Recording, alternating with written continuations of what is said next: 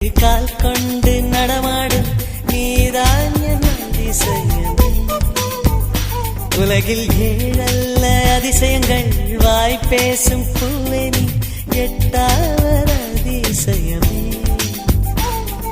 வான் மிதக்கும் உன் கண்கள், தேன் தெறிக்கும் கண்ணங்கள், பால் குடிக்கும் மதரங்கள் அதிசயமே. நங்கை கொண்ட வீரல்கள் அதிசயமே.